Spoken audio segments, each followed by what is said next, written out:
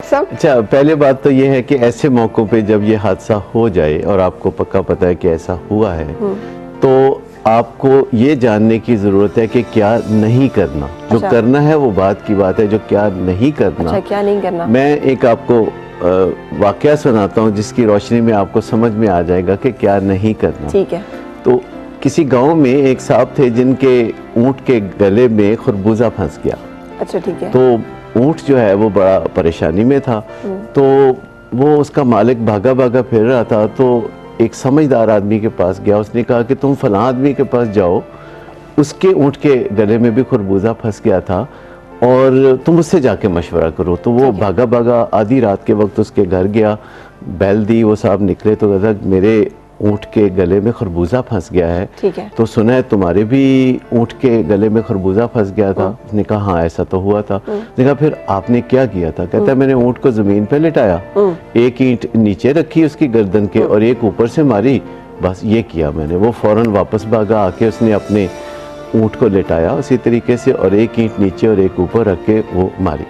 तो वो जो खरबूजा तो गले में से उतर गया नीचे, लेकिन ऊँट मर गया। सही। तो वो भागा भागा वापस आया उसी के पास के, कहता है तुमने अच्छी तरकीब बताई, तो मेरा तो ऊँट मर गया। उसने कहा मेरा भी मर गया। तो ये जो दूसरी खवातीन से दाएं बाएं से मशवरे हैं उसमें ये मसले थोड़े से पैदा हो जाते, उतर जाता है, ऊँट मर जाता है। जी, तो वो मसला हल नहीं होता। तो ये क्या है, अब वो शाहिदा बतानी है कि उन्हें यकीन है और वो चाहती भी है कि मैं बोलूं भी कुछ ना और काम भी हो जाए। देखिए, किसी काम को भी करने के लिए दो चीज़ों की ज़रूरत होती है। एक है जिसे हम विल पावर कहते हैं और दूसरा है स्किल पावर। स्किल हम आपसे सीख रहे हैं, बिल्कुल तो मैंने बिल्कुल किसी उसमें छोड़ दिया मैं। अच्छा, विल पावर और स्किल पावर, और जो विल पावर और स्किल पावर की जो सोर्सेज है जहाँ से आपको ये दोनों चीज़ें मिलती हैं, यानी मोटिवेशन और एबिलिटीज जहाँ से मिलती हैं, वो सोर्सेज हैं तीन।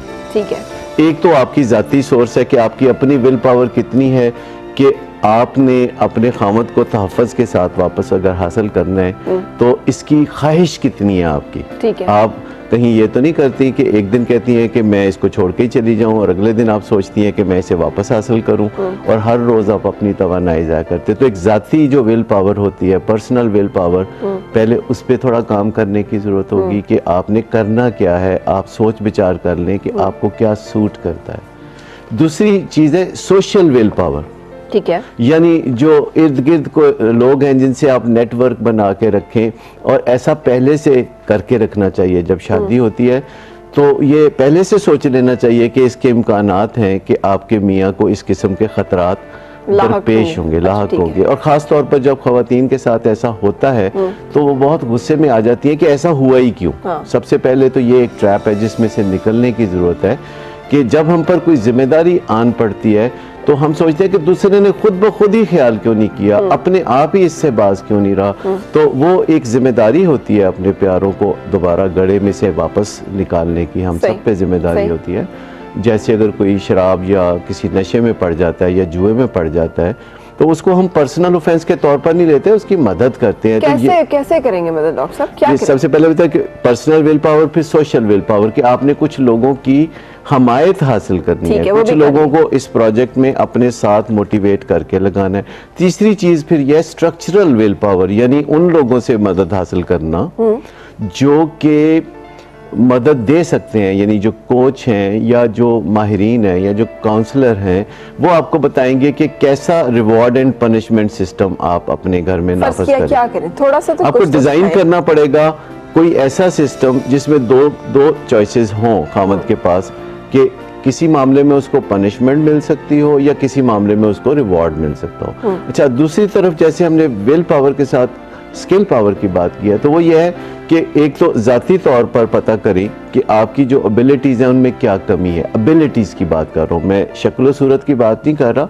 मैं बात कर रहा हूँ कि आप में गुफ्त व शनीद के मामलात कितने अच्छे हैं, या आपका अपना गुस्सा कितना तेज़ है, या आपने रोने पे जोर रखा हुआ है। तो कि ये एबिलिटी की बात नहीं है। अगर आप रोना धोना और गैर मुतल्लका लोगों से जाके सिर्फ चुगलियां करना या राज बना लेना, ये सारे काम गलत हैं। दूसरी बात यह है कि आप फिर देखते हैं कि ऐसे लोग जो ये काम कामयाबी से कर चुके हों तो उनके साथ मिलना जुलना, ऐसी 2-4 ख़वातीन आपको ढूंढना होंगी जो समझदारी से अपने इस मसले को हल कर चुके हैं। और फिर आपके कोई कोच, कोई आपका साइकोलॉजिस्ट जो स्ट्रक्चर रखता हो, जिसकी कोई बैकग्राउंड हो इंटरवेंशन के फील्ड में, कि कोई प्यारा पटरी से उतर जाए तो उसे वापस कैसे लाते हैं। तो ये काम एक मनसूबाबंदी से करने वाला है। लेकिन सबसे पहले एक इसमें प्रोसेस होता है कि ये जो नुकसान हो गया है, जो ज़हनी सदमा या झटका लगता है, पहले सबसे तो इस झटके में से निकलने की ज़रूरत है, जिसके लिए 2-3 हफ्ते आपको गौर व फिक्र करना चाहिए कि आप दुनिया की पहली या आखिरी खातून नहीं है जिनके साथ ये हुआ है,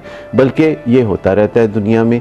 और सबसे समझदारी की बात तो यह है कि शादी करने से भी पहले इसकी पॉसिबिलिटी पे गौर करना चाहिए और अपने आप को कबल अज वक्त प्रोएक्टिवली तैयार करके रखना चाहिए कि ये मसला होगा तो हम क्या करेंगे। सही। जैसे किसी कारोबार में आप पहले से देख के रखते हैं कि ये मसला होगा तो क्या करेंगे, इसी तरह ये जो अज़दवाजी ज़िंदगी का काम है इसमें भी हमें पहले से जान के रखना चाहिए कि किन किन मसलों से वास्ता पड़ सकता है। जैसे सास बहू का मामला है, जैसे नंद और भाभी का मामला है, तो ये सारी सिचुएशंस में जो जो कुछ हो सकता है हमें पहले पता होना चाहिए। ठीक है, अच्छा अभी हम रुकेंगे डॉक्टर साहब और मैं यही